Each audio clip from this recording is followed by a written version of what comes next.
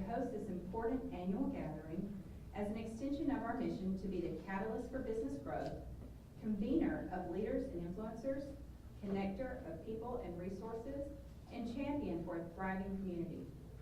We have many elected officials, regional champions, local dignitaries, business owners, industry drivers, and development partners here with us today, and we are thankful for your presence.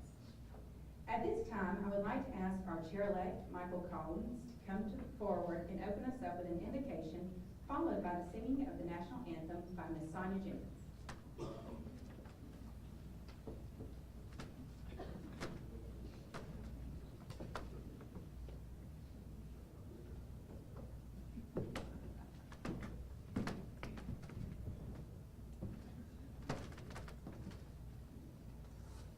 Let's bow together in a word of prayer.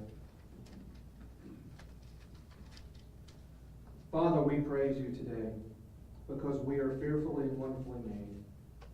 When we reflect upon your majesty, who we are, who are we that you are mindful toward us? For our ways are not your ways, and our thoughts are not your thoughts. Nevertheless, you have enriched us with many blessings, and we thank you for this community. We thank you for all those serving Robins Air Base, both civilian and enlisted. We thank you for all the men and women around the world who are even now working to secure and protect the liberties that we enjoy in this country. May your blessing, comfort, joy, and peace be with and abide with them in their labors. Use them, Father, to stand against oppression and preserve freedom no matter where they are.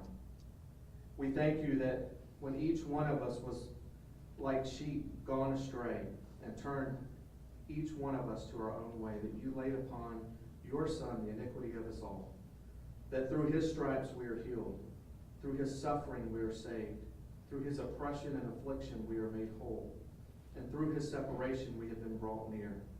And we thank you for the cross that reminds us that when we would otherwise despair, that you love us as your own.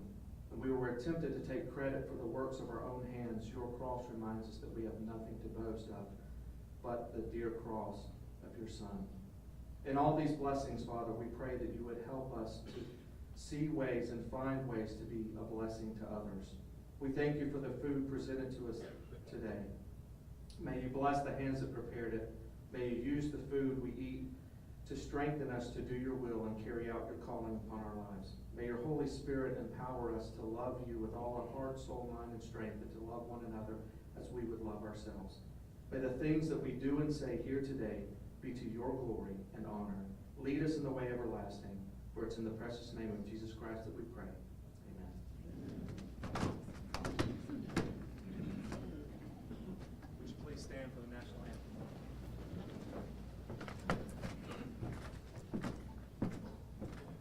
Oh, say, can you see by the dawn's early light what so proudly we hailed at the twilight's last gleaming, whose broad stripes and bright stars through the perilous fight o'er the ramparts we watched were so gallantly streaming, and the rocket's red glare, the bombs bursting in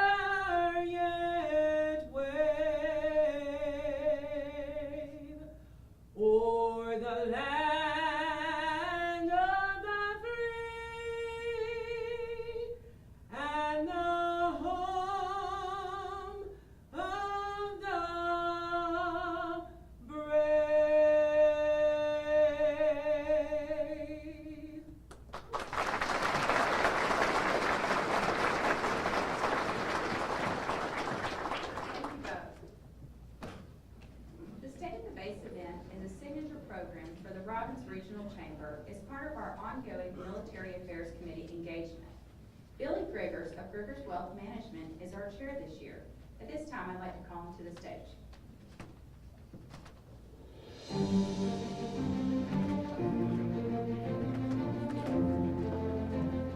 I now can say good afternoon to everybody. Also, they were telling me before I came up, if you have a yellow car outside with the lights on, you may need to go check on it. I think we all have yellow cars today. You've seen the pollen everywhere. Wanted to thank the sponsors and tell them how much we appreciate them being involved in the state of the base. The presenting sponsor is, of course, Jeff Smith Automotive. Our host is Houston Healthcare. Our gold sponsors are Credence Management Solutions, Mercer University, and Terma. Our silver are Best Western Plus, Executive Residency, Rigsby's Waterworld Hotel, Cox, Middle Georgia State University, Morris Bank, and Newton Development. If you get a chance, look at your brochure. You'll see all the other people that are listed that are sponsors, and we want to thank them for their participation in this event that gives us a chance to hear about the base and what's going on in the world today.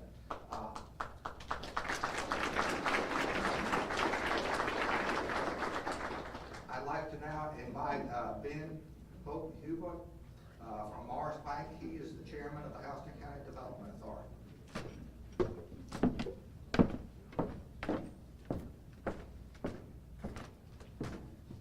Thank you, Billy. We've been over at Huber Herbert. Whatever. It's good. You're good. Last year I got a chance to do this and got through and had somebody come up to me and say, "You have such a precious soul." It just translates to, I really feel sorry for you. But honestly, I've had worse assessments in my life, so I'll take that as a compliment. And April has asked me to come back, and she's doubled down on me, so I'm going to make a few sponsorship remarks on behalf of Morris Bank, and then also just report on the Development Authority. So just on behalf of Morris Bank, we're super proud and grateful to be a sponsor at such a good event. I do want to recognize our Morris Bank table over here. If you raise your hand, that's a group of people that are just into doing good, and I would say that best fits our culture, just people who are getting after it every day and trying to make the most of the resources we've been given. Robbins Air Force Base is a major reason we started here in 2015 with 1 branch and 7 employees. It's a major reason why we now have 3 branches, an operations center, and 40 employees in this market. And it's a major reason why we feel good about continuing to grow here in this market in the future. So we're proud and grateful to be a sponsor. And as always, we thank the Chamber for all they do to help us and help our customer base. Then shifting to the Development Authority, I serve as the chair of the Development Authority, and we have several of our board members are here today. We are set up to attract and recruit new industry. We support existing industry, and we serve to enhance education and workforce development efforts. And we do other things, but most of what we do falls under one of those 3 sort of bullet point efforts. And I reached out to Angie before I came up here and just said, "Could you just send me just a couple of notes, just help me out a little?" And she sent me 2 pages of like 10 font type notes. It was really good. I mean, it was very good. And it was had some reference to Project Synergy, which is a super exciting project. If you don't know about it, please come ask me about it. It could be its own program. And then just more recently, our partnership with the 21st Century Partnership and the Middle Georgia Innovation Project. So both those things were highlighted. There's a lot of other details and that highlight the relationship with Robbins Air Force Base, and it just doesn't take much of a stretch of imagination to think economic development and Robbins Air Force Base. I mean, those things go together well. But I did remind her that I am a functioning introvert, and I need just like a summary, just quick thing. And she did give me 3. She said, "Well, really what I want you to say, this is the message." And It's just three points. One, the base is so vitally important to us on so many levels. Two, we think you're the best, and we are so grateful you're here in our world. And then the third, and most importantly, is we being the Development Authority, we being Morris Spain, we being everybody in this room is here to help. So anyway, thank you.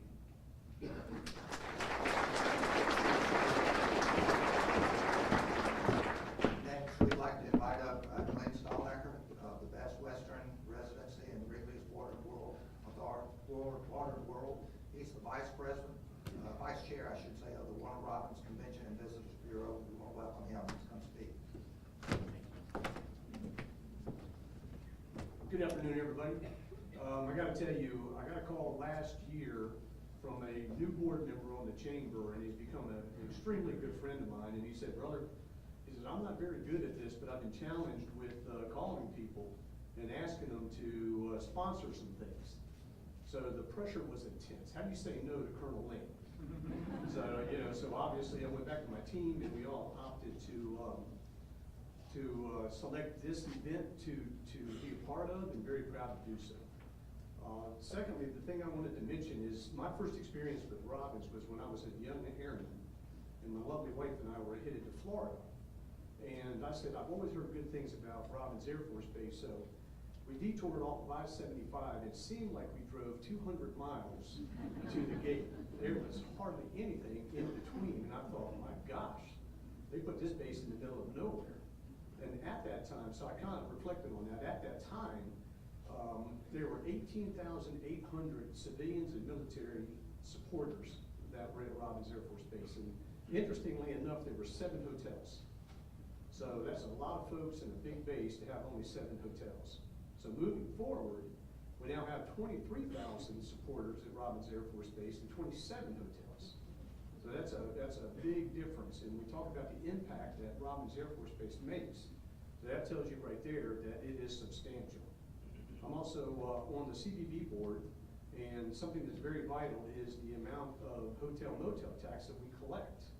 So I don't have a statistic from when the CBB was first developed, which was 1994. I don't know that they even had a hotel motel back then. So again, moving forward, in 2022 we collected over $2,700,000 in hotel motel tax money. And that is from people coming to do business in Warner Robins, visit Warner Robins, and staying in Warner Robins. So that is a substantial piece of business. So again, we're very, very proud to sponsor this event, and we'll do so going forward as well. But thank you very much.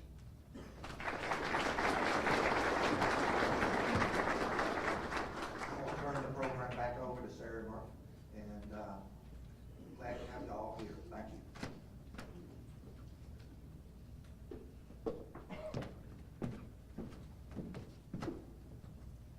Wow, thank you to our sponsors.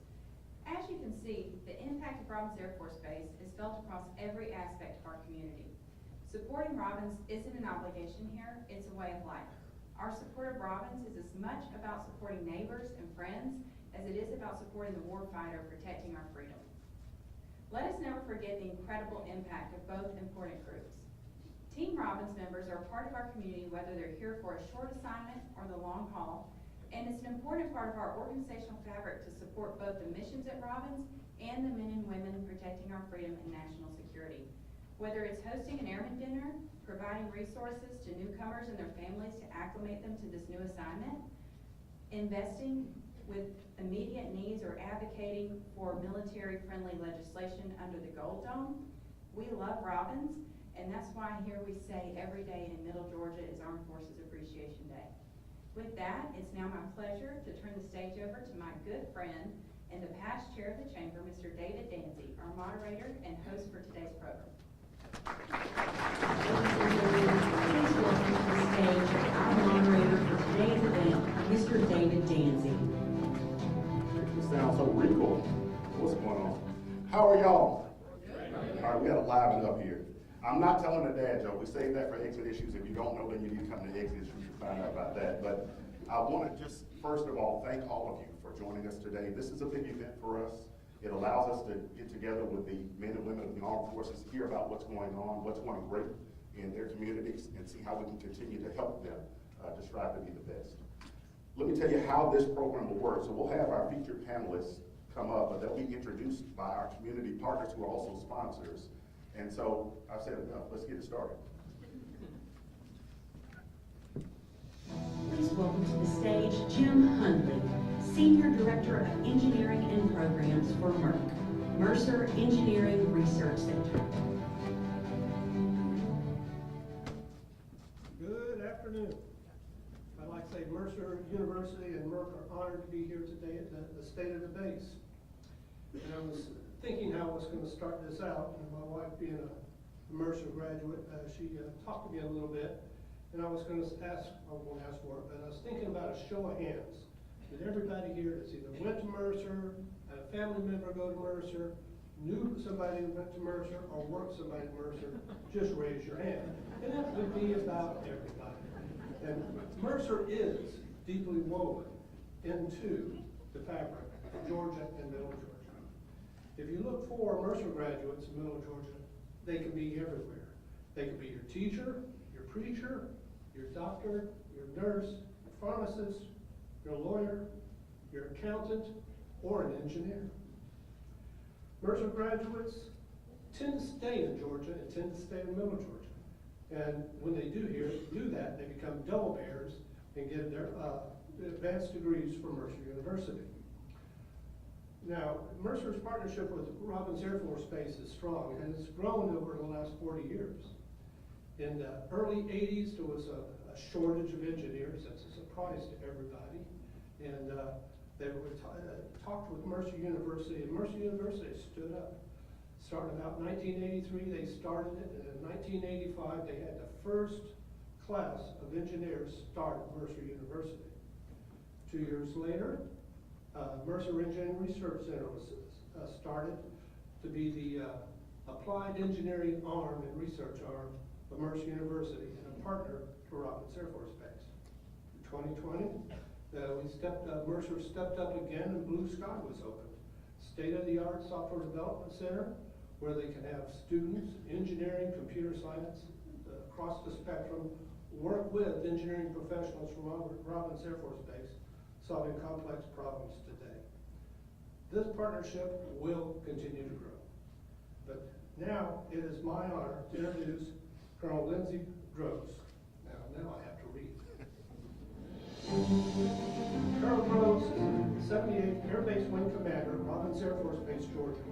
She commands more than 2,700 personnel assigned to 3 groups: a communications directorate, an operations support squadron, and a comptroller squadron.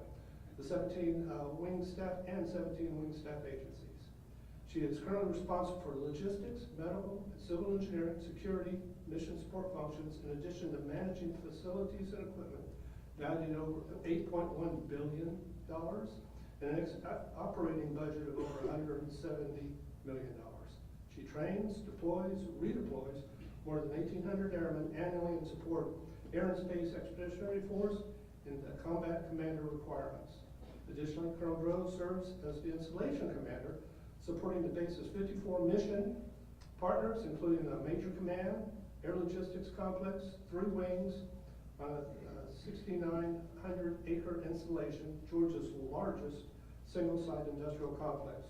She's also responsible for the safety, security, morale, and welfare of more than 23,000 Air Force airmen assigned to Robins Air Force Base and 28,000 local dependents and retirees. Colonel Groves, thank you for your time.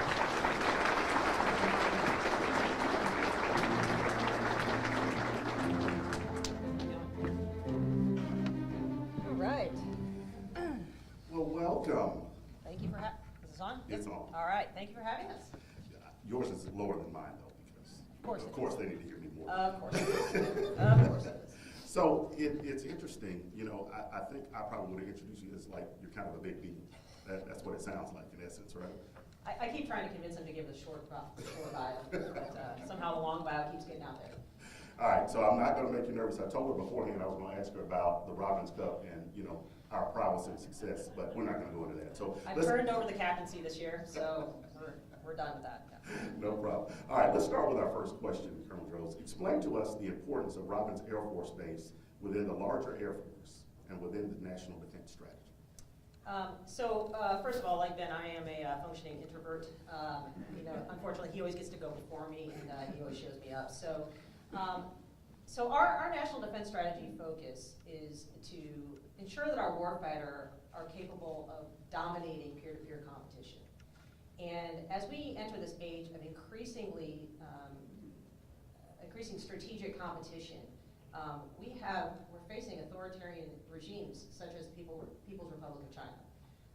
And the People's Republic of China, to be frank, are showing an increased intent and capability to disrupt the world order, one that the U.S. and its allies have spent many, many years fostering an open, secure, and prosperous world order.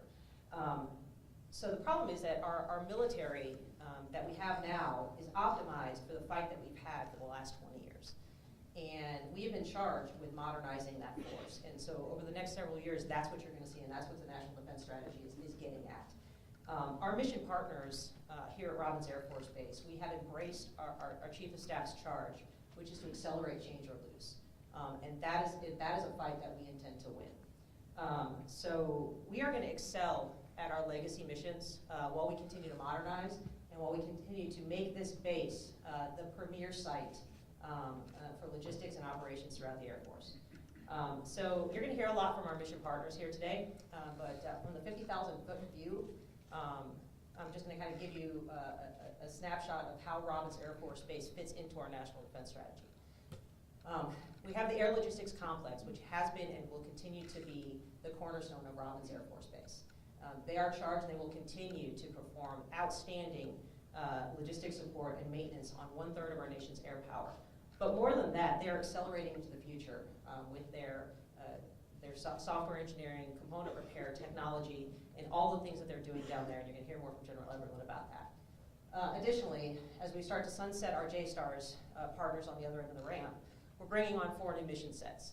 And those mission sets are going to become the cornerstone of our nation's command and control platform. All told, Robbins Air Force Base is absolutely postured to support our national defense strategy, as well as our Secretary of the Air Force's operational imperatives. We are really excited to be that premier platform going into the future. Excellent. Thank you for that. Next question, give us an update on Robbins Air Force Base's latest economic impact analysis. Okay. I feel like this is really the one that everybody's actually here to hear me talk about, right? Okay, so I have Cliff's notes for this one because there's a lot of numbers involved, as there were last year. So we do have the latest FY22 fiscal year economic impact analysis. So before I get into the numbers, though, I need to provide a little bit of context. So the methodology has changed about how we calculate, how the Air Force calculates economic impact over the last 3 years. Notably, well, let's start by saying, regardless of how it's calculated, apples to apples comparison, our economic impact has remained steady and strong over the last several years. For many years prior to FY21, fiscal year 21, we used what's called the regional multiplier. So the regional multiplier factors in all of those local economic factors that surround an installation. In FY21, the Department of Defense noted that all of our regional multipliers were extremely outdated, 10 to 15 years outdated. So installations all used the state multiplier, which incorporates all of those economic factors throughout the state, including major metropolitan areas. So it appeared that we had a huge jump up in FY21. The total economic figure, though, this year is in line with the previous years. And like I said, if we recalculated last year using that regional factor, we are right there in that strong economic impact. So, having said that, the fiscal year FY22 Robbins total economic impact is $3.57 billion. And we are proud to say that we maintain this high level of economic impact through post-COVID recovery and through the economic challenges that are facing our nation today. So broken down, the economic impact equates to a payroll of approximately $2.8 billion, and direct base expenditures of $770 million. So I'm going to talk through a couple of the factors that go into this economic impact. Starting with our payroll. So if you look at real dollars, taking out those economic multipliers, we had a small decline of less than 1% in our total payroll expenditures this fiscal year. So this is largely due to attrition in the workforce, right? We see help wanted signs all over the place throughout the region. We're seeing the same thing at Robins Air Force Base. Additionally, it's not uncommon at Robins to see employees that have been there for 30, 40, 50 years. We had a lot of people hired back in the 80s and 90s, early 2000s, and that workforce is getting ready to retire. So we've seen that natural attrition combined with an increased retirement rate. So as of yesterday, we had approximately 450 vacancies at Robins Air Force Base. You may have seen down in Macon, there was a civilian hiring fair. That fair had 7,500 pre-applicants. So we're hiring at Robins Air Force Base. But we do expect to see this payroll number start to increase over the next several years as we hire, as we fill those positions. The important thing to note is that the positions are there.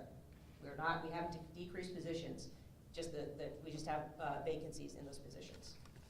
So next thing I'd like to talk about just real quick is our direct expenditures. So over the past fiscal year, we saw an approximate 17% decrease in direct expenditures. And I'm going to kind of break this down into 3 categories. The first is a change in buying patterns. Okay, so the elephant in the room is COVID. And over the last 2 years, we've all spent a lot of money on COVID.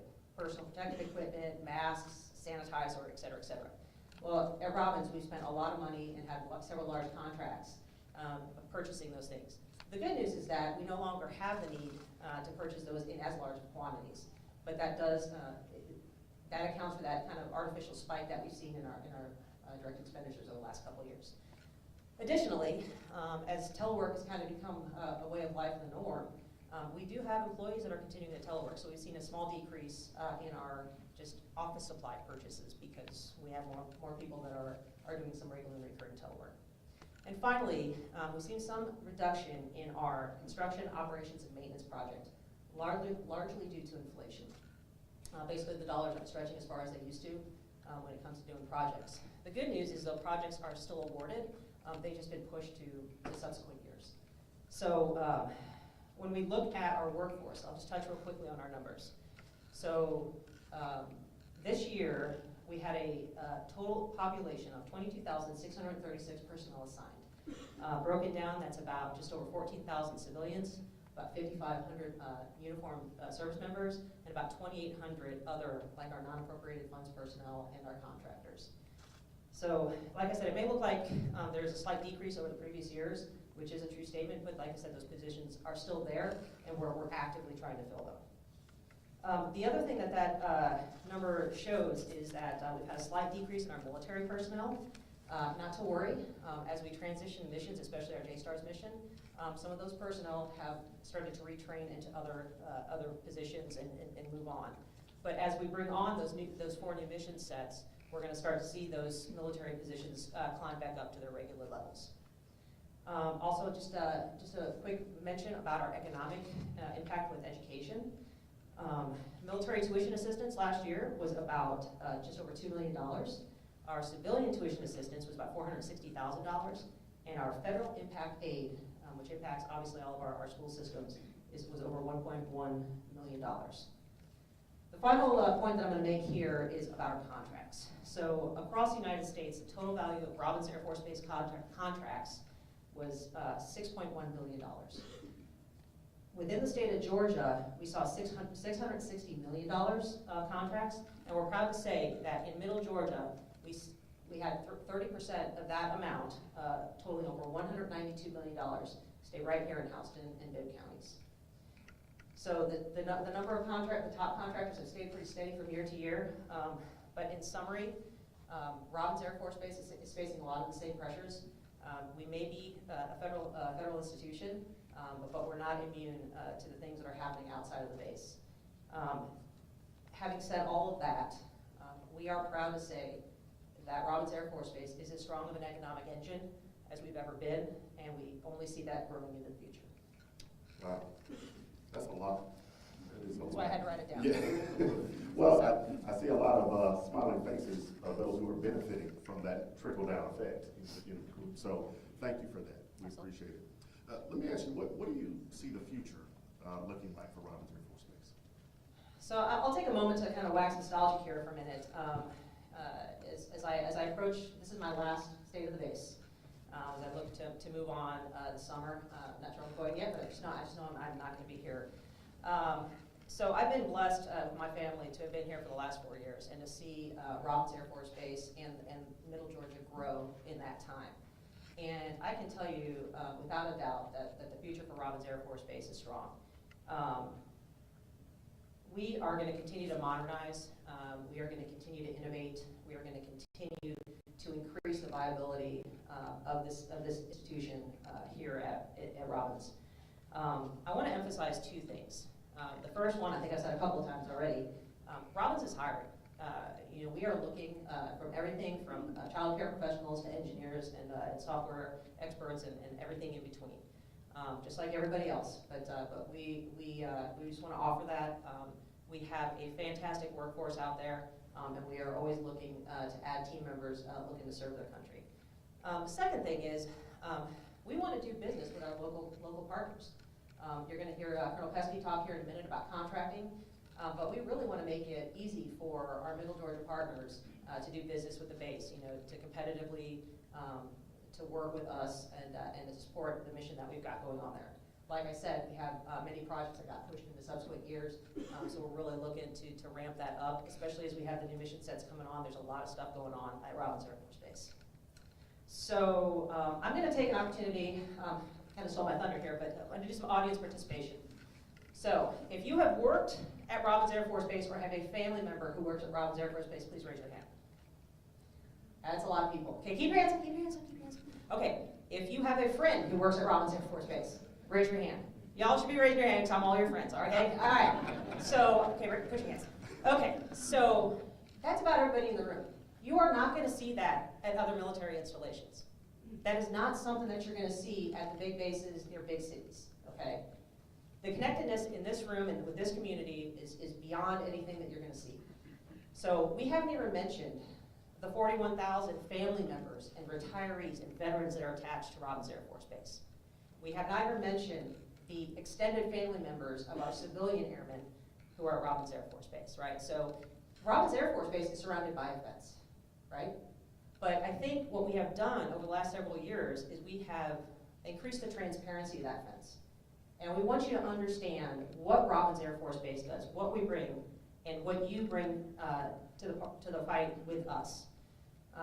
So Robins Air Force Base is an economic engine, but it's way more than that. We're all connected and we're all part of this fight together as we move to strengthen our nation. So I'm going to just say a couple of things. We appreciate our local lawmakers.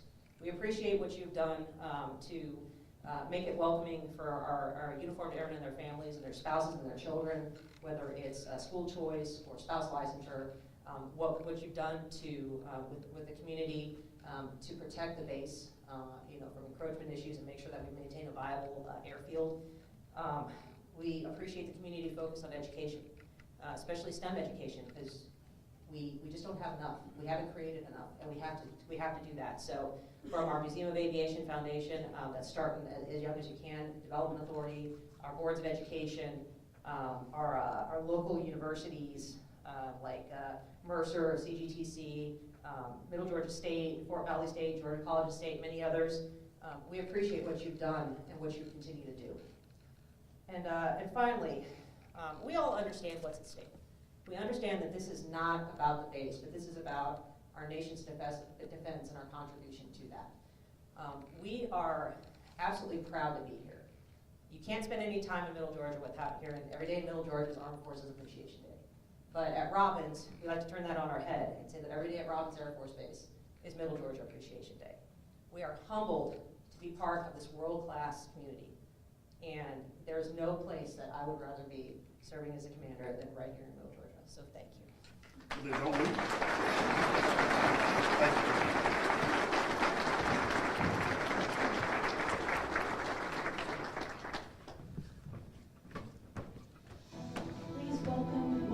Chavon, Senior Vice President of Finance and Operations and General Manager for Terma Inc.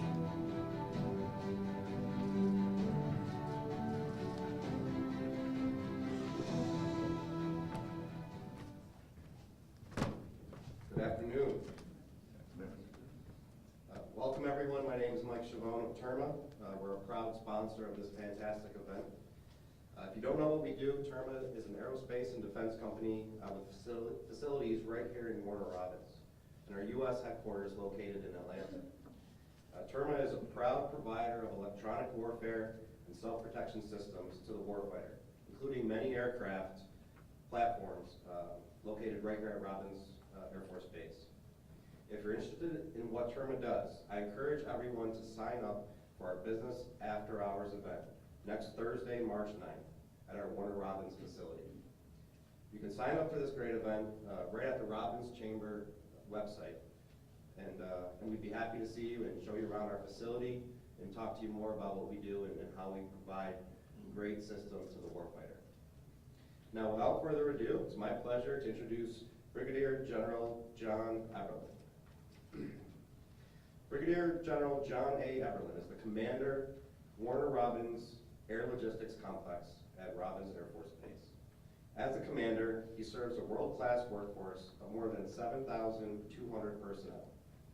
The complex performs program depot maintenance and modification on all variants of the F-15, C-130, C-5, C-17, and Special Operations Forces aircraft, as well as the RQ-4, E-8C, and TH-1H. Additionally, he is responsible for the maintenance, repair, and overhaul of diverse aircraft components, avionics, and electronic warfare equipment, along with development and sustainment of mission-critical software, test program sets, and automated test equipment. Please join me in welcoming Brigadier General John Eberlin.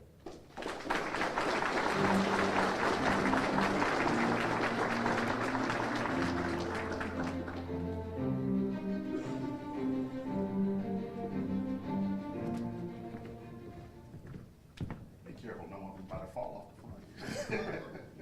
How you doing, Brigadier General Eberlin? Good. You sound excited. I'm an introvert too. Everybody can't get up here and say they're an introvert. That's not gonna work. All right, so let's get started. Can you talk about your vision and goals for the Warner Robins Air Logistics Complex in the coming year? So our vision is to be our vision is to be the Department of Defense depot of choice. We have 3 air logistics complexes in the United States Air Force. We have one of them here in Middle Georgia, on Robins Air Force Base. And again, like Colonel Droz alluded to, it's a third of our maintenance, repair, and overhaul capability in the Air Force. We want people in the department to bring workload to our depot. And we're going to do that through an integrated team delivering innovative capabilities. Priority 1 for us is accomplishing our mission, which is the maintenance, repair, and overhaul of the weapon systems we have today, as well as the components that support those platforms, and the coding and everything that goes into operational flight programs and test programs that our software coders have to do. And then you look at 2, we have to develop our team and our culture. The mechanics, we're always going to need aircraft mechanics, but the skills that we see in the future are going to be a little different in the future than they are today.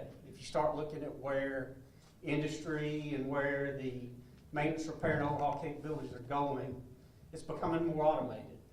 We have robotics. We are a DoD leader in robotics within our depot.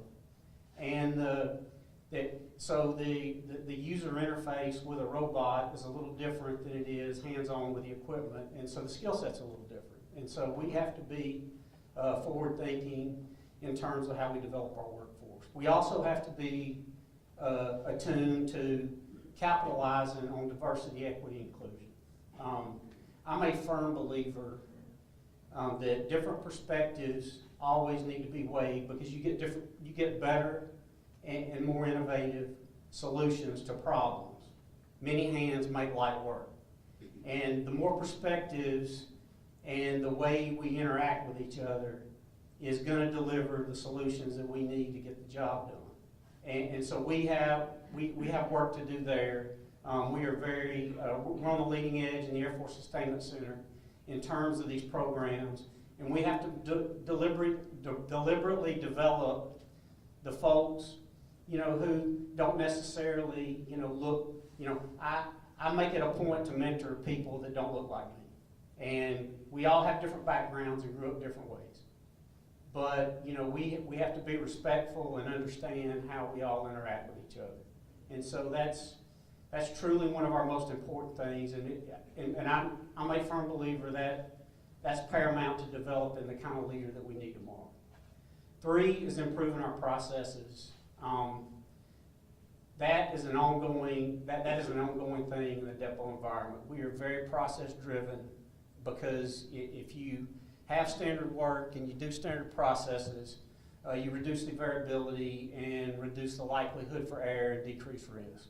And so as we get more automated, the margin for error is less, but we have to make sure that we're doing all we can with what we have. And as weapon systems get older, the challenge is, you have diminishing manufacturing sources, and we have to capitalize on 3D printing and additive manufacturing to help combat some of those issues so we can maintain and keep what we have right now to be able to fight tonight. And finally, it's investing for the future. It's not lost on me. I have a responsibility in terms of what we have to do today, but I also have a responsibility to make sure this complex is strong for the future. And so when you look at the kinds of facilities and the things we need, and you start looking at the way the organic industrial base, a lot of our facilities within the depot were built in the 40s. And that's not unique to Robbins. It's the same situation. A lot of facilities out at the Ogden Air Logistics Complex in Utah, 1940s facilities. Our depots have been around for a while. And so as we look at the future, we have to be agile, and when you build a new aircraft hangar on a depot installation, it needs to be multi-capable. It needs to be large enough to accommodate a large body aircraft, but be nimble and agile enough to be able to turn into a fighter depot line if we need it to. And so that way it postures us to be able to accept more workload and different kinds of workload. We also have to be open-minded in terms of embracing technology and working and continuing to work with institutions of higher learning in terms of sending the demand signal in terms of the skill set we need for the future.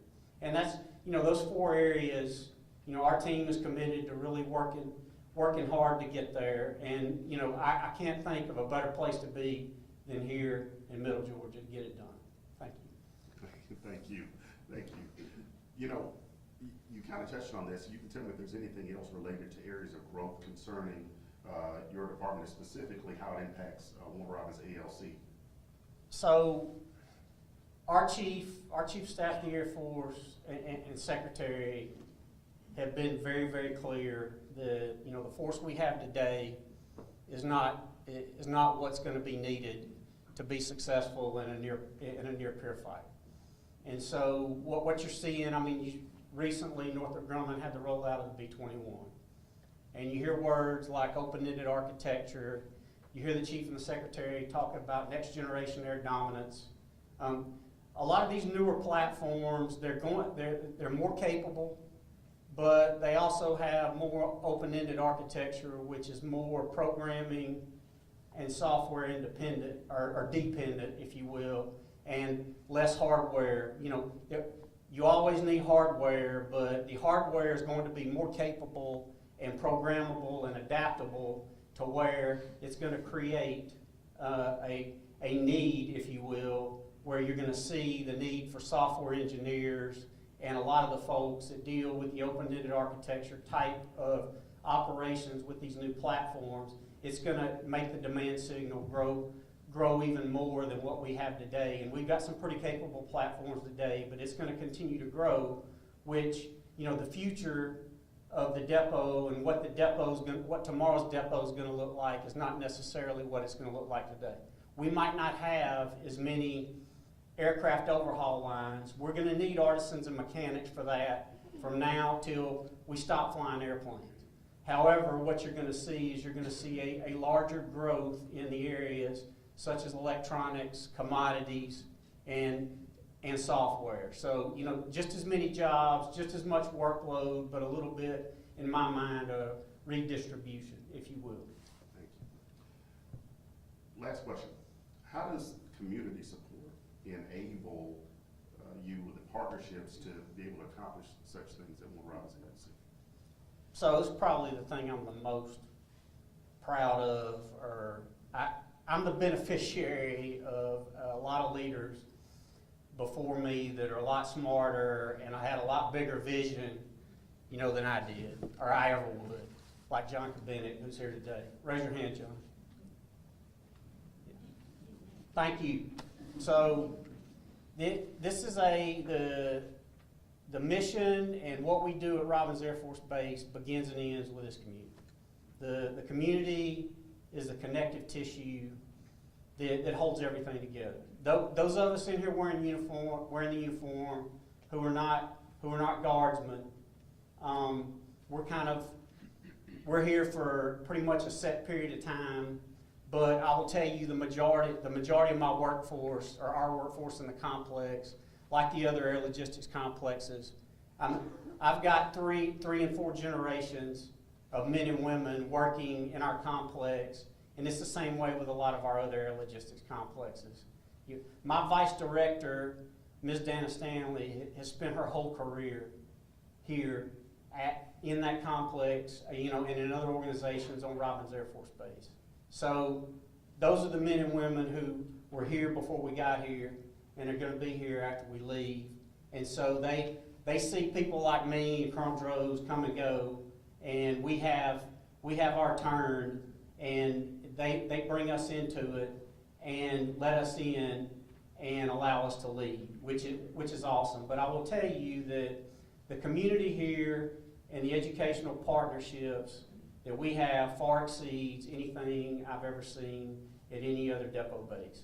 I'm not going to go down the list because I'll leave somebody out and it'll upset somebody, so I'm not going to do it. But and it's software engineering, it's industrial engineering, it's process engineers, and it's probably 3 to 4 times what the other two complexes have in terms of the partnership. And what that allows us to do is develop shared understanding with one another. It allows me to communicate a demand signal to the institutions of higher learning in terms of what we're going to need, but at the same time, it allows us to learn from the educational institutions about what kind of cutting edge technology is out there that we might be able to incorporate into our depot processes that maybe we haven't thought of. And then you look, okay, so outside the fence line, Colonel Droz talked about Project Synergy, which is a software lab, that's outside of our gates, where we have partnerships where high school students come in and do concurrent enrollment. College students come in and do internships, and they get exposed to doing software engineering kind of depot work and get to see it on the ground floor. And then at the same time, our engineers get to interact with them and recruit a little bit and get to folks at an earlier age. We also have a software lab up in Macon called Blue Sky. And it's a similar setup where, and it's a very great partnership with a lot of our folks there with Mercer University, who's been very, very good to us and very, very supportive of what we do. And then you start looking at what's on the horizon in terms of what we're doing, and you'll see a few more partnerships being signed in probably the next half a year with more historical black colleges and universities. That's coming, in order to be able to push the envelope of more on diversity. But I'm the benefactor for years and years and years of great relations with the community and forward-thinking leaders that identified the secret sauce really early on. And, you know, my goal is to continue to improve and continue to grow that partnership from now and into the future. Excellent. Thank you. I'm going to challenge that statement about being an introvert, but Brigadier General Evelyn.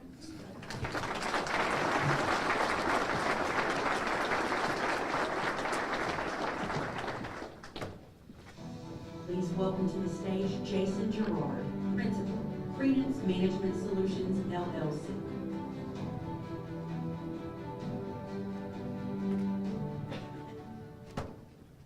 Good afternoon. Credence is honored again this year to support this outstanding event. A little bit about Credence. Credence was established back in 2007. Fast forward to 2023, Credence provides worldwide support through over 70 prime contracts. Here locally at Robbins, our presence and support goes back to 2014. We're led by Ms. Deborah Davis. I've got seven of our senior leaders at the two tables right there in the middle. Ladies and gentlemen, raise your hand. Couldn't do it without those fine folks. If you want to know more about Credence after this, just find any one of us and we'd be happy to talk to you about our capabilities and what we bring to the table. Credence brings large business capability with small business agility. We're broken into 4 distinct key areas: mission support, technology and engineering, mission strategy, and health. We have a very large and growing health and international development presence. So without further ado, let me introduce Colonel Jeffrey A. Pesky. Colonel Jeffrey A. Pesky is the Acting Director of Contracting for the Air Force Sustainment Center, Robbins Air Force Base, Georgia. His responsibilities include senior business and technical leadership at the center. He executes authority in all phases of contracting in support of the Sustainment Center, Air Force Lifecycle Management Center, and installation mission partners. Additionally, he provides training and development for more than 400 contracting and administrative professionals responsible for obligating over $7 billion annually. Colonel Pesky.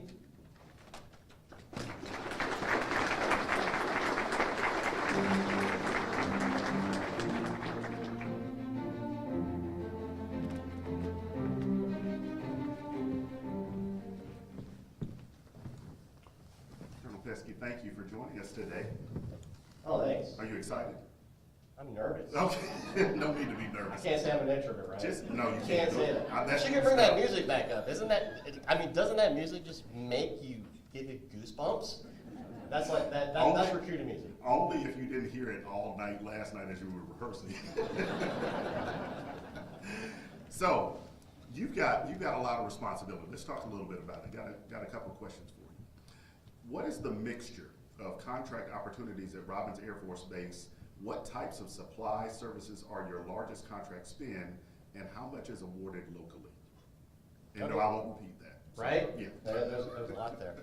Well, I guess from a broad perspective, we do have, that's what we do, supplies and services at Robbins Air Force Base.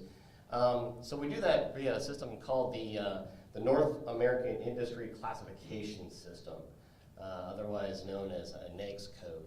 And so at Robbins, we procure over 300 NAICS codes items specifically.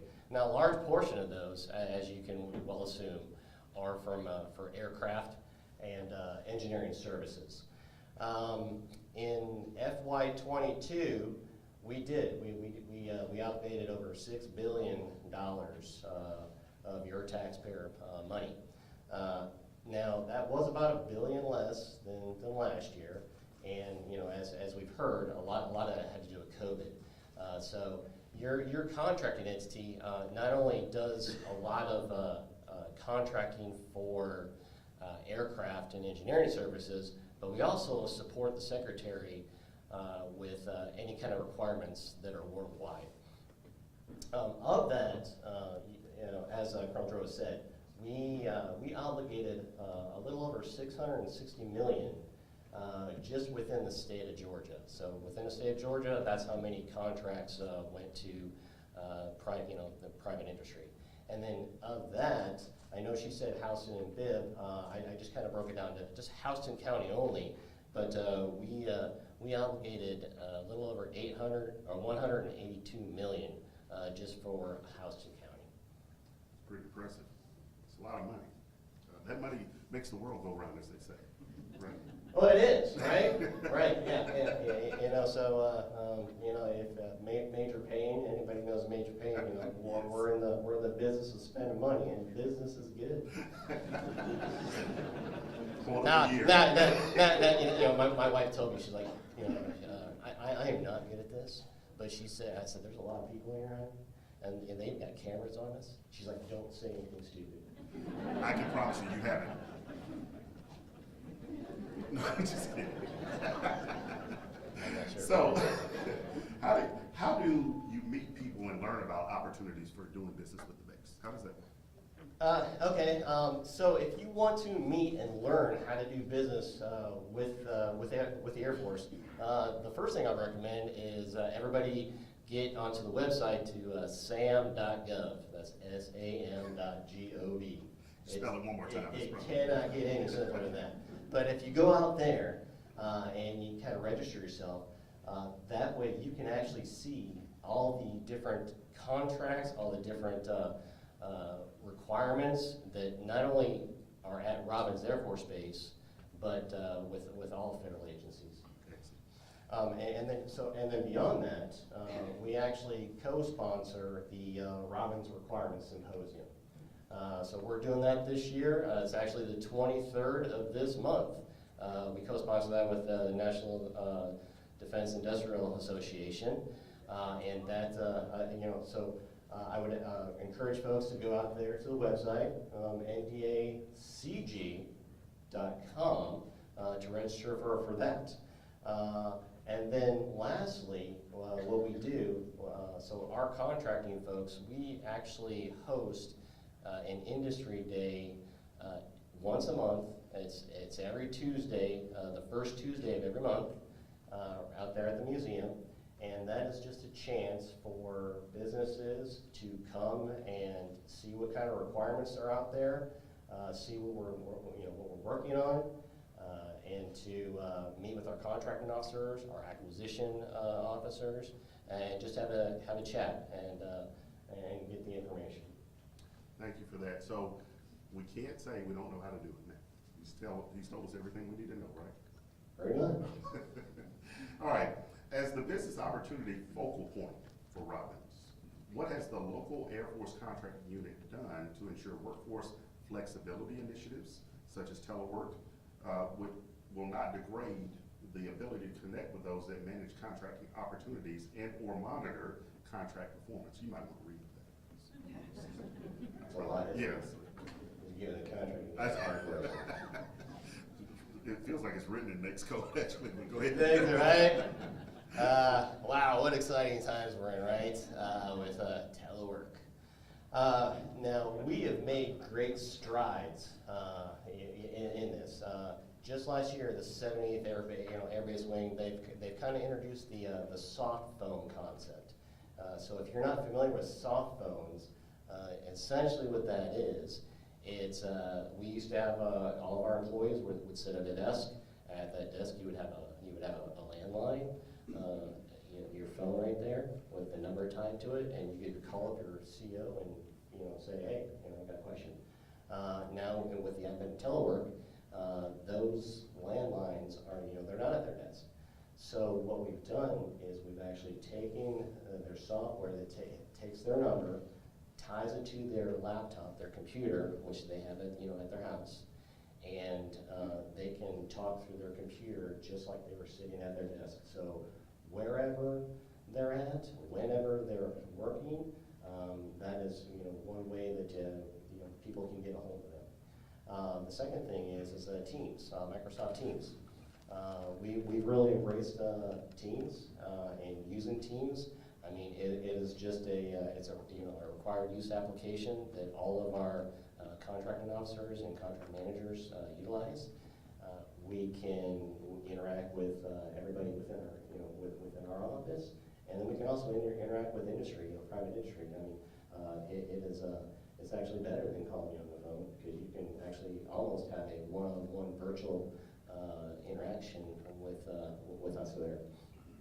And then lastly, again, building that stronger connection with our local industry partners is that monthly every Tuesday, same time, same Tuesday, that we're out there at the museum. If you have questions, that's how you can reach us.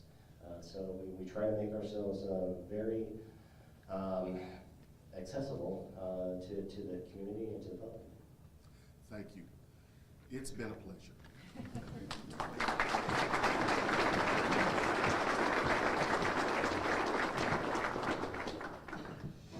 Please help me welcome Dr. David Jenks, Provost for Middle Georgia State University.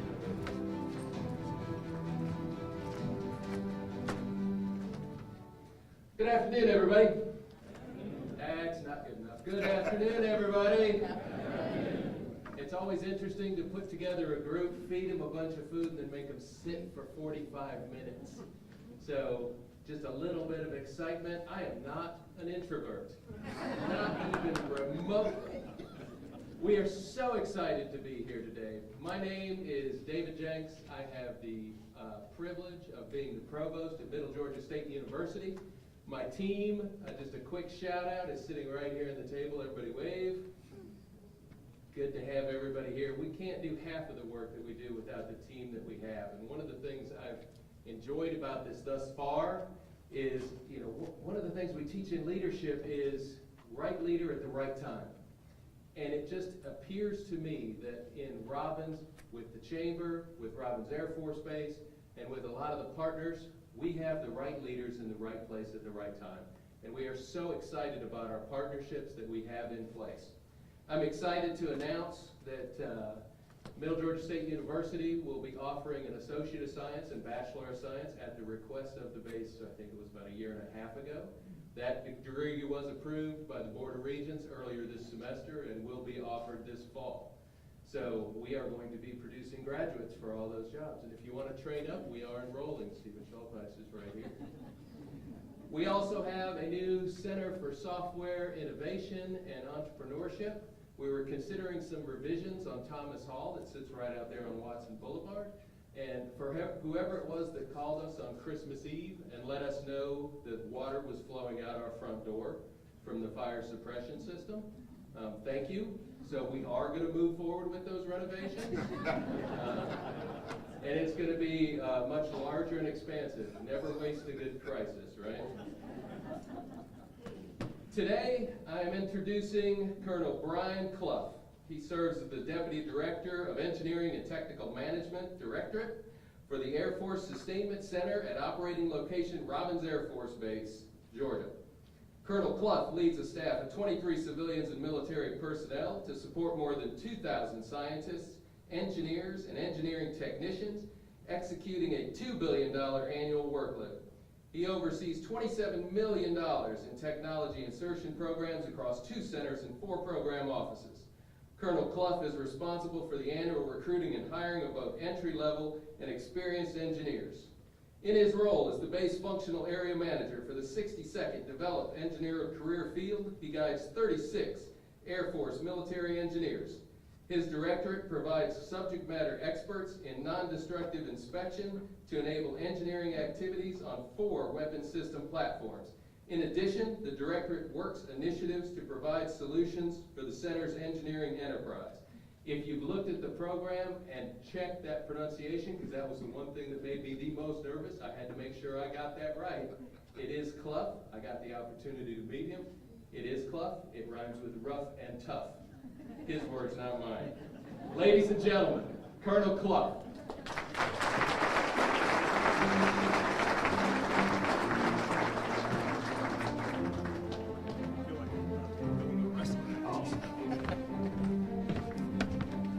David, you are not wrong. I tell you, man, I was nervous about that one. I was like, what in the world will remember that? But you had an answer before me, so it didn't matter. I was going to follow you. Colonel Clough, we both got it down, right? We're good. You got it. I will answer to just about anything, but that is correct. Okay, all right.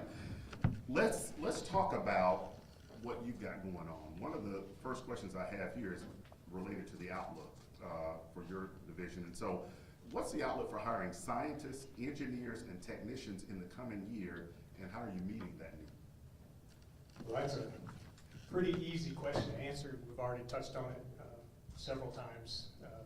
The outlook is fantastic. In a word, there is no dearth of opportunities. I will say just the current year's forecast for scientists and engineers alone at Robbins is roughly 260. So that's 260 people we're looking to hire as new engineers. That's not necessarily the mid-level transitioning folks that are coming and going. So great opportunities there. If you expand the aperture just a little bit, I know we're talking specifically Robbins, but we've mentioned the acquisition and sustainment enterprise across the Air Force, which includes our sister units at Utah, Oklahoma, Ohio. Then you're talking in the neighborhood of 1,000 scientists and engineers. So again, here at Robbins, if you include the technicians who have to continue to operate and sustain the depot maintenance lines, there is no limit to the opportunities for jobs. If you have a technical background and are interested in a technical line of work, there's a help wanted sign at the front gate of Robbins. So how are we getting after that? It's in a multitude of ways. One is the old-fashioned passive way. You post a help wanted sign, you put a job advertisement on USA Jobs or LinkedIn, and you hope somebody applies and sees that job. We're also being much more proactive. General Eberlin talked about educational partnerships. We view those as a tool of many uses, not the least of which is recruiting and hiring, where we can go out to, and we have relationships with virtually every university and college in the state that has a technical program. But we've extended our relationships as far as Puerto Rico, Alabama, Florida, so we're all over the Southeast. And we view these relationships as a way to establish an enduring partnership with faculty and students at the universities, making sure that Robbins Air Force Base is first and foremost in people's consciousness as students are going through the program. We can provide mentors to actually mentor students directly, talk in classrooms, participate on engineering projects with students, all hopefully tying back to a future with us here at Robbins. Another method we obviously use is we attend every recruiting job fair we can find. You should be able to find a Robbins Air Force Base engineering technical recruiting table if you're at a university that has any kind of technical program. To date, just in the spring season, we'll call it, we're up around 30 recruiting events that we've gone and attended. And as you heard, my staff is pretty small. I've got 2 or 3 people that generally do recruiting, but they combine with folks from the complex and across the base, and we go out and we tell the story, and we find the story is pretty compelling, and it gets a lot of young people interested in what we do. Last but not least, I'll talk about a little bit about our internship programs. We have internships and scholarship programs that currently have about 150 people involved across the base in different organizations, where they get to spend a year to 3 years interning or working during the summer while they're on a scholarship. And a large percentage, we're pretty proud of the percentage of those internships that turn into full-time career employees when they're done, because they get exciting work as interns. They get to see the impact across the country, across really globally, with the work they get to do here at Robbins. So those are just some of the ways, obviously, on a daily basis, we're out hunting talent, and any way we can find it, we're willing to try. Very good. Listen, I'm just going to tell you, you were talking about the areas. I perked up when you said Puerto Rico. I'm going to tell Delta that Puerto Rico is part of the Southeast when I fly next. Should give me a discount. Just kidding. So, very good. When we talk about the nature, though, of what you're doing, what about the nature of maintenance and manufacturing? One of the questions I have here is, as they're changing and becoming more automated and digital, how are you ensuring the workforce has the skills required for tomorrow while also meeting the needs of today? Another great question, and thanks again, General Eberlin, for the lead-in on that. He hit pretty hard on this topic, too.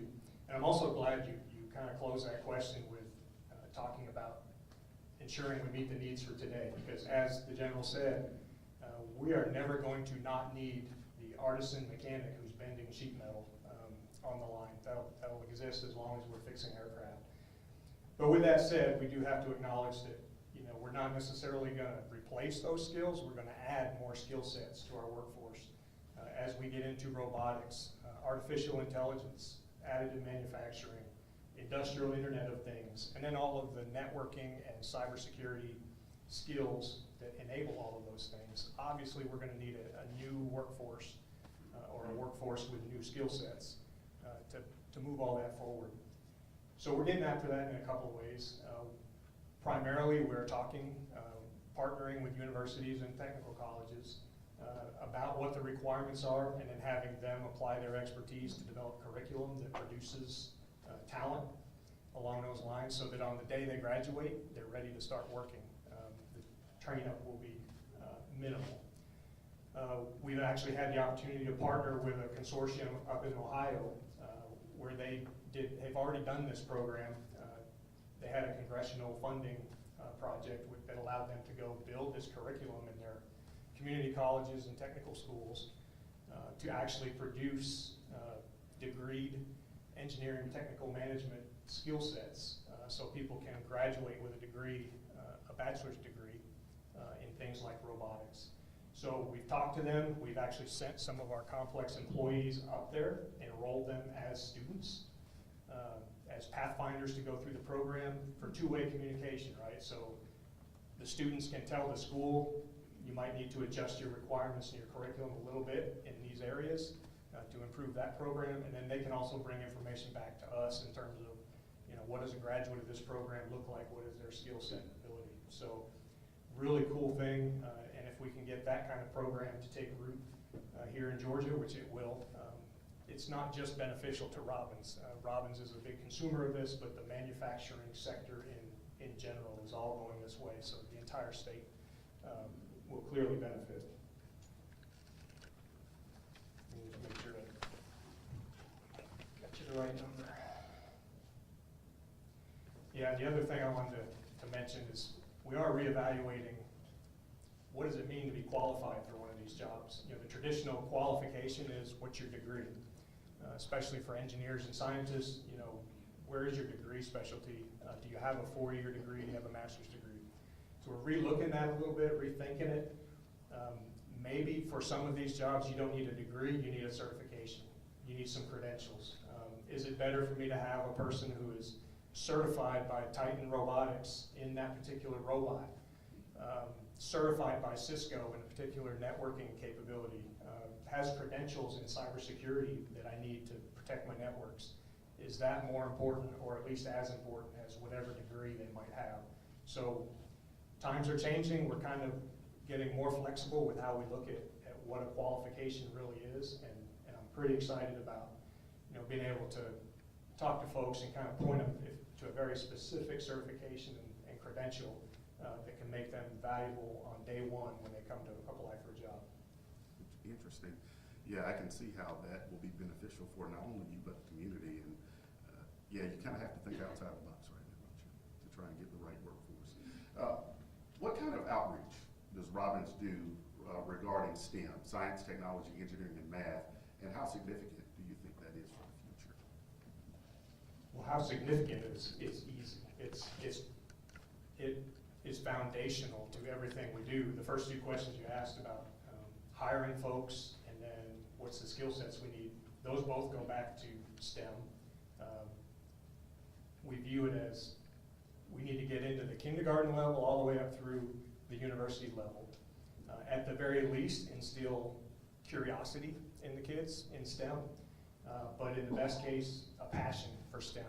If the earlier you can get a passion for STEM instilled, the longer they have to prepare for that career, which will hopefully benefit all of us, whether they end up, and we don't view this as strictly a Air Force or Robbins Air Force Base mission. We view the STEM outreach as just it's a community good. If we get a kid interested in STEM and they never come to work for the Air Force or the government at all, but they go work for a engineering company outside the gate, we're still going to benefit from that. So we view it as a huge effort. Luckily, again, small staff, We don't have to do a lot of the legwork on this ourselves. We partner with some fantastic partners here in the local area. First and foremost is the National STEM Academy out at the museum. Great resource, and Brian Clough's personal opinion, one of the best in the country in terms of STEM outreach. The way they care, the way they put on programs, and they kind of have an unfair advantage because they have a huge STEM lab known as the Air Force Museum that you can walk out of the classroom and go see 100 examples of what STEM does for you and to your quality of life. So it's a really cool effort they have going on out there. We also, even though we've been working with them, General Kubinek, I heard you called out. There you are, sir. We've been working with 21st Century Partnership for several years in terms of STEM outreach. This year we actually consummated a formal memorandum of agreement, memorandum of understanding with them to continue to conduct STEM outreach through the Middle Georgia STEM Alliance. Gets us directly into secondary school programs, robotics competitions, Lego leagues, engineering and science fairs.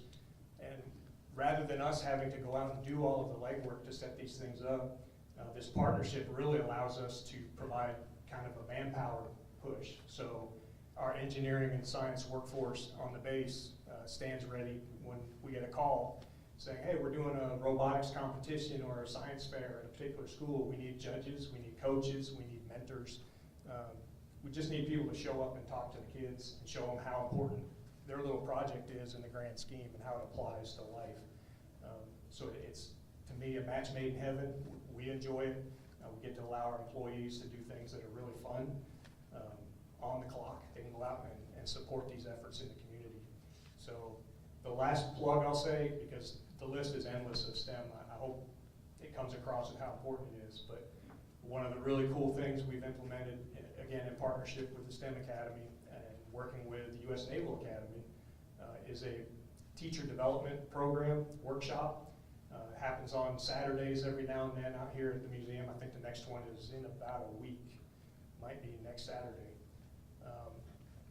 Middle school teachers get to come in, they register for this free program. They spend a day doing some fun stuff, learning some curriculum from a physicist or an engineer or somebody highly qualified. They get a lesson plan, and they actually get to leave that workshop with a little box, a kit, that they can bring back to their classroom and actually teach STEM lessons and excite children right there in the classroom. And again, there's no expense to the teachers other than they have to spend a Saturday having some fun at the museum. So those kinds of programs are what we're always looking for, and the kind that we're really proud to continue supporting. Yeah, there's no doubt that these programs are invaluable, not only to you, but also to our children that you're raising up. So thank you, Colonel Clough. Appreciate you.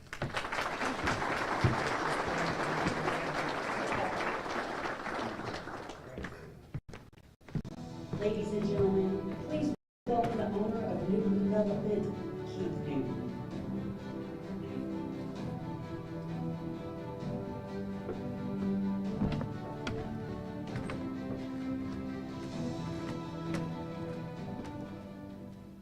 Hello, welcome everyone.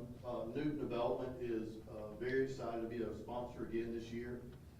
As I was preparing this long speech last night with my wife, she said, I want you to be unique, Keith. I want you to be something different. And I was trying to think as we practice this. So if y'all would humor me in this, will you please raise your hand if you have ever had a storage facility, if you know anybody who had a storage facility or rented a storage facility. So just please raise your hand, keep your hands up.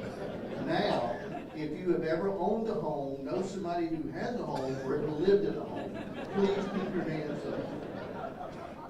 So I hope I made my wife proud in being unique and different, okay? Newton Development was started in 1999. My wife Lisa and I founded the company. We're a residential and commercial developer here in Middle Georgia. I'd like to take this time to recognize my wife, Lisa. Just raise your hand back there, Lisa. I'd like to recognize Valerie Thomas, our project manager, and Miss Tiffany Smith, who is our assistant property director. So we have a very small team, but we get a lot done. So we just want to say we're proud. We're so dependent between the development and storage and the things we do. Robins Air Force Base, we would not be this successful if it weren't for you. I have the great privilege to introduce Colonel Christopher M. Dunlap. Colonel Christopher Dunlap is the commander of the 116th Air Control Wing, Robins Air Force Base, Georgia. He is responsible for the worldwide employment of the E-8C Joint Surveillance Target Attack Radar System. The wing trains, mobilizes, and deploys combat mission-ready aircraft, air crews, and support personnel to designated theaters of operation and conducts sustained operations providing uninterrupted command, control, intelligence, surveillance, and reconnaissance in support of the Joint Force Air Component Commander. Please welcome to the stage Colonel Christopher M. Dunlap.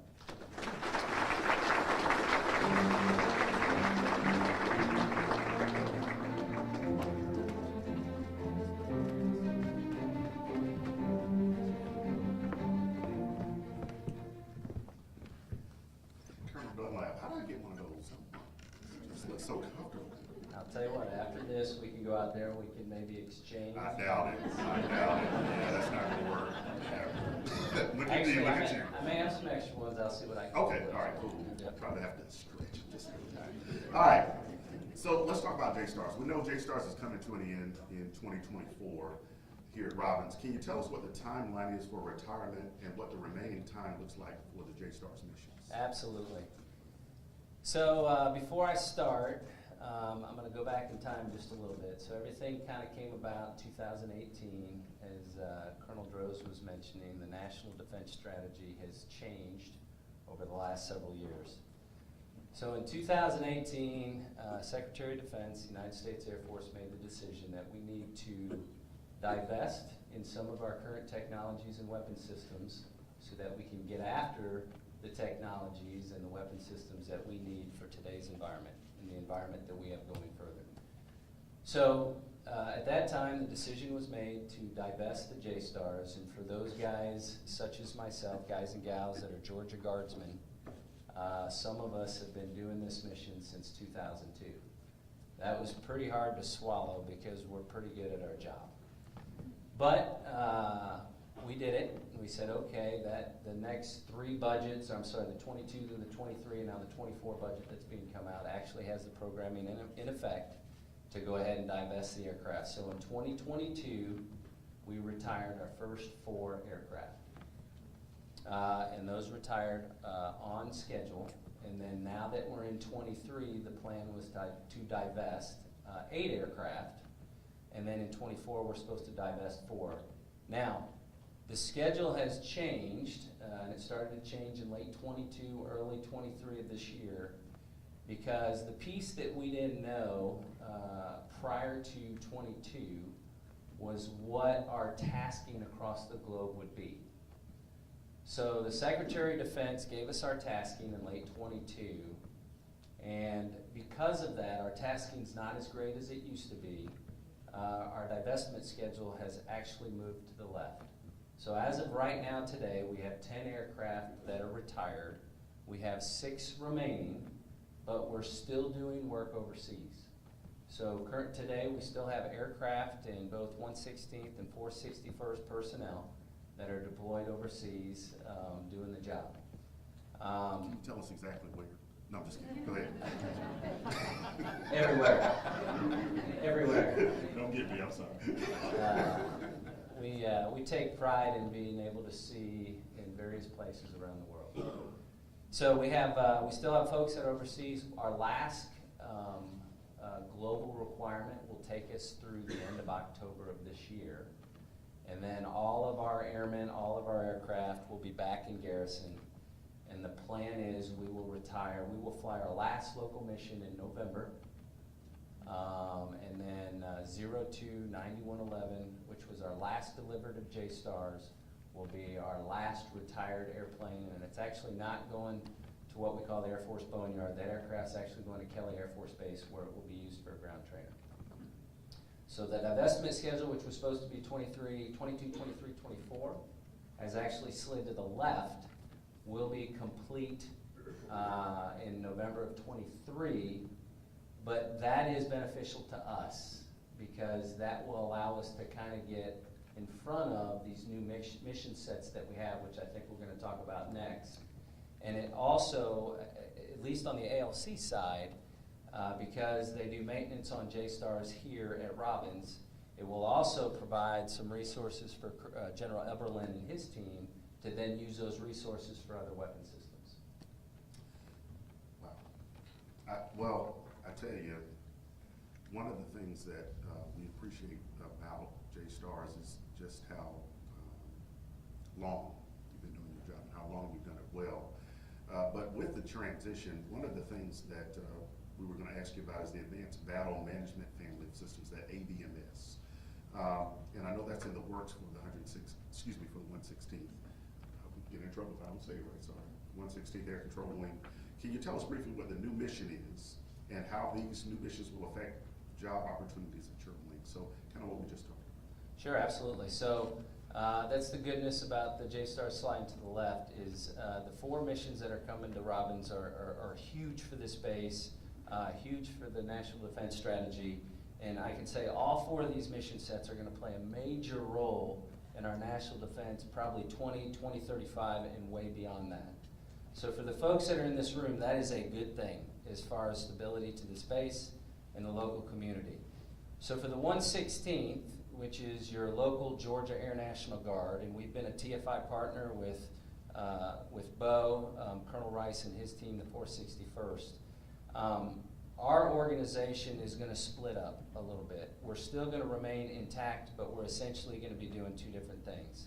There'll be a slight integration, but it won't be the same integration that we've had in the past. For the 116th, the Georgia Air National Guard, our primary new mission is going to be Advanced Battle Management System, which the name itself, it's kind of confusing. That name is essentially a concept that the Air Force has to be able to manage sensors, manage domains, manage the joint force, manage information, integrate it, and then make decisions at a much faster rate. So it's not one thing, it's all kinds of things across the enterprise and across the globe.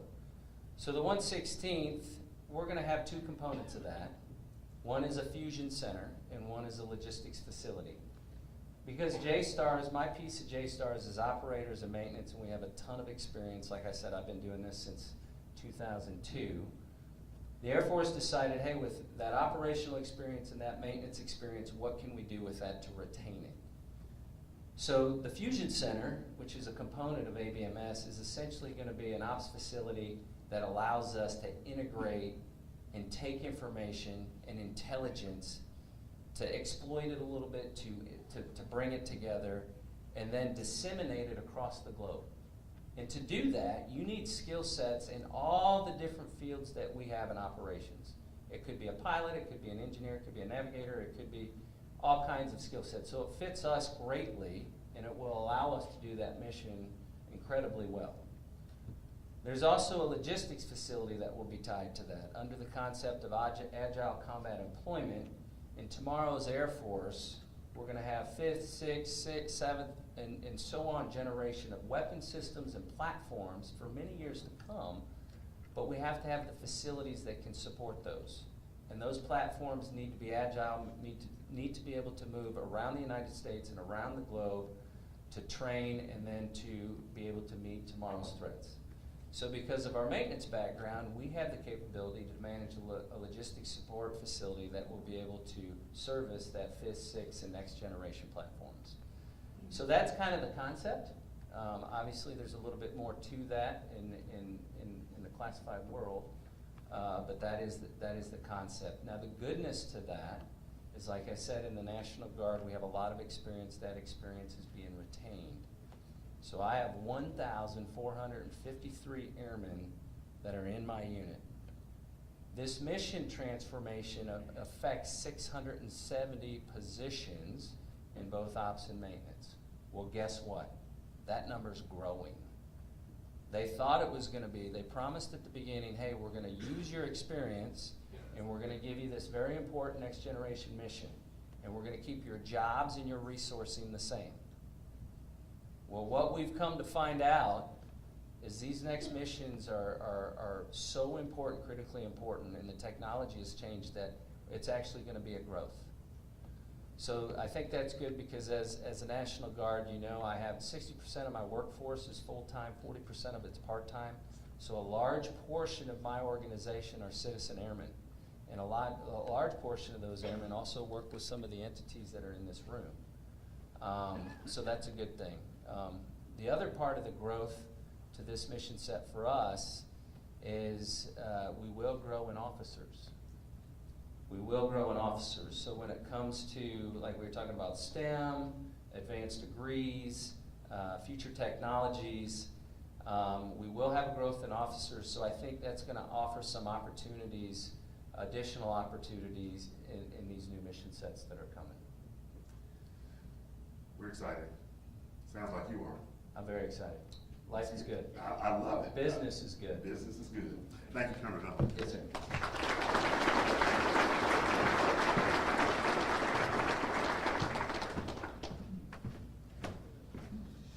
Please welcome Karen Fry, Market Vice President for Cox Communications.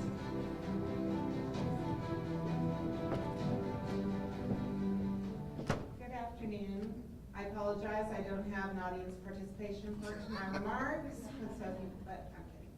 No, I really don't. But I do want to say just thank you to everybody who is a Cox customer or a future customer. We appreciate you very, very much.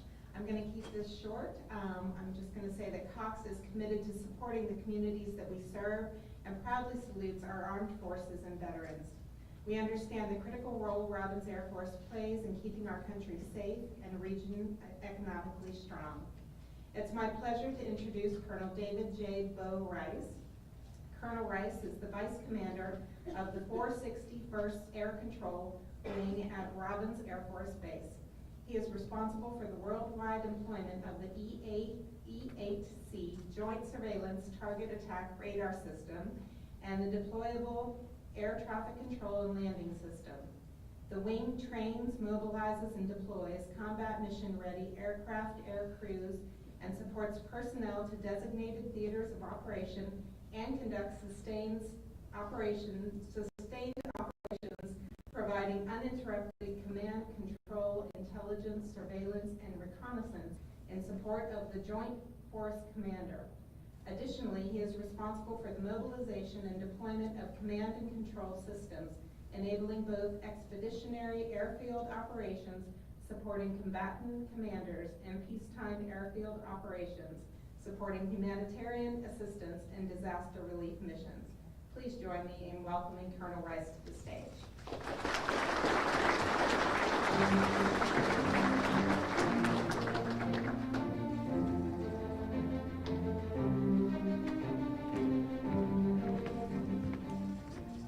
just want you to know I practiced pronouncing your name as well. We didn't take too long, did it? So I'm not sure whether I'm introverted or extroverted, and I certainly won't be unique, but I am cognizant of time, so I realize we're over, so I'll keep my remarks fairly short.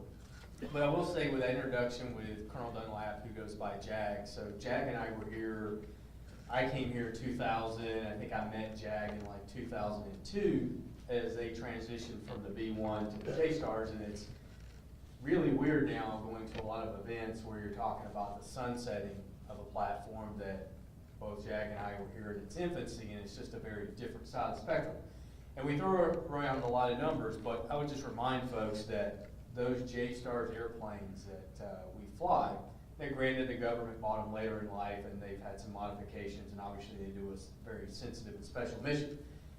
But those planes were built when the world did not know who the Beatles was. So let that sink in for a moment. So it's time to move forward, it's time to transition, it's time to, as many of our speakers said before, move on with the national defense strategy and get after that near-peer fight. So with that, back over to you for questions. Well, I think you answered the first one that we had, so great job. Well, and I guess you could also talk about some of the challenges that you're facing with that transition. As you move into this new swing, one of the things that we were looking at is we're tracking that the 18th Airborne Command and Control Squadron and the 728th Battle Control Management Squadron have activated this year. Is that correct? Yeah, that's a true statement, and just for a little context, and then I'll do the traditional pivot on you here.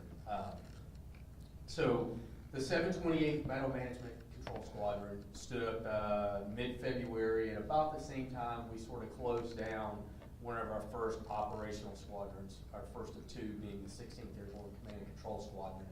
And sort of as that new mission, that distributed command and control mission reference we call Kingpin, which is kind of its call sign, as it stands up, that will be organized and executed and trained under the 728th. And then, and part of that, because all of this is using our own manpower to build the new organizations, obviously at the same time, if you're going to grow manpower, you then have to take manpower from somewhere else. So one squadron sort of sunsets and a new squadron grows. Now I'm going to pivot on you, right? Because you said challenges.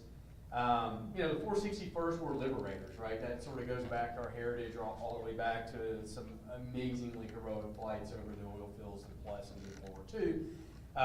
But I don't know that we look at things as challenges so much as I think we look at opportunities. And if you said, hey, what are the challenges, or what I would like to call opportunities, I think we have two unique ones that people are focused on.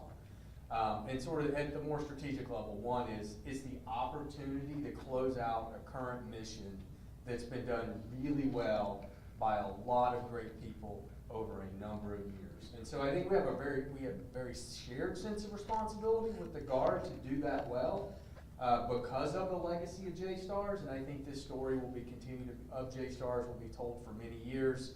I think there's literally thousands and thousands of people across the enterprise who are proud of those decades of work, going all the way back to its infancy in the 1980s in Melbourne, Florida, through the first Gulf War and all the way till today. So I think the first opportunity is we here today have a chance to finish that mission well.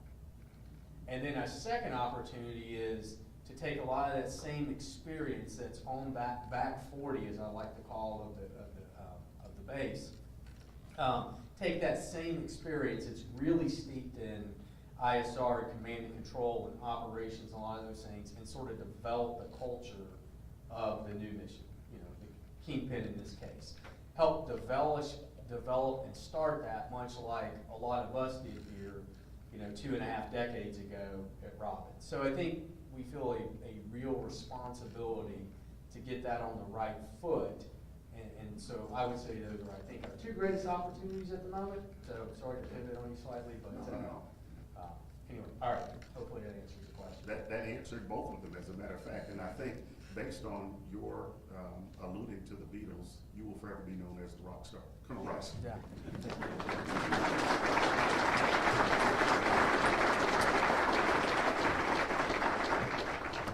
I think everyone here can agree that this has been a great event. Got a chance to get to know what's going on with the local community, as well as with Robins, the men and women of the Air Force Base. And so one of the things I wanted to remind y'all of, two announcements. One, your badges, if you'll just take those off and leave them on your table as we speak. And then May 17th, we have the Economic Outlook. You have a flyer on your table. You can scan that QR code and go ahead and sign up. And with that, we stand adjourned. Have a great day. Thank you again for joining us for the 2023 State of the Base. For an event recap, the FY22 Economic Impact Report, and more information on the State of the Base event and other chamber programs, please visit RobinsRegion.com or use the QR code located